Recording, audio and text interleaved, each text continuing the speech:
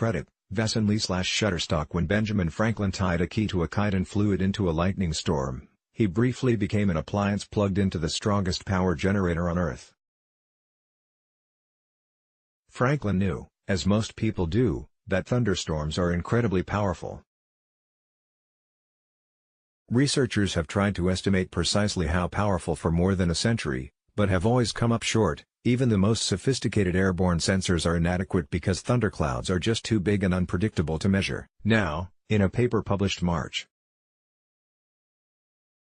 15 in the journal Physical Review Letters, researchers in Uti, India, have come up with a shocking new answer, thanks to a little help from some cosmic rays. Electric Earth, stunning images of lightning, using an array of sensors designed to measure electric fields and the intensity of muons, heavy particles that constantly rain down from Earth's upper atmosphere, decaying as they pass through matter.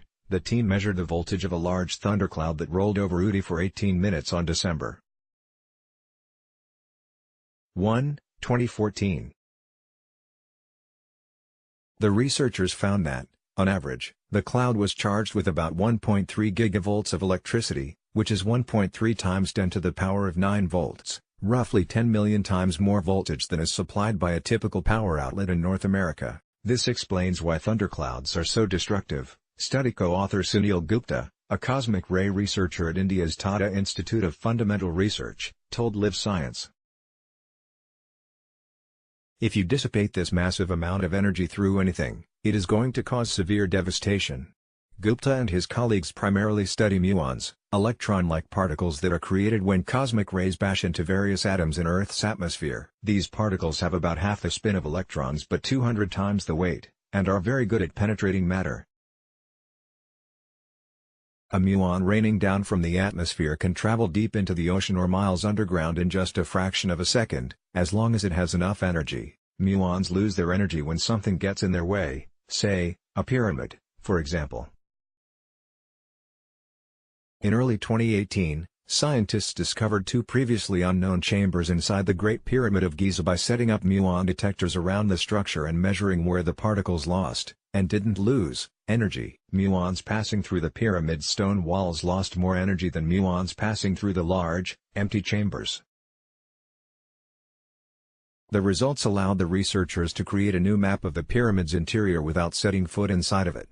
Gupta and his colleagues used a similar method to map the energy inside the Uti thundercloud. Instead of contending with stone, however, muons falling through the cloud faced a turbulent electric field. Thunderstorms have a positively charged layer on top and a negatively charged layer on bottom, Gupta said.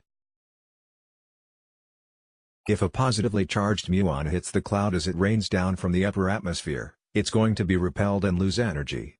Infographic: How lightning works. Using an array of muon detecting sensors and 4 electric field monitors spread over several miles, the researchers measured the average drop in energy between muons that passed through the thundercloud and those that didn't pass through it. From this energy loss, the team was able to calculate how much electric potential the particles had passed through in the thundercloud.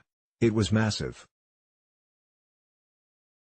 Scientists estimated that thunderclouds could have gigavolt potential in the 1920s, Gupta said, but it was never proven, until now.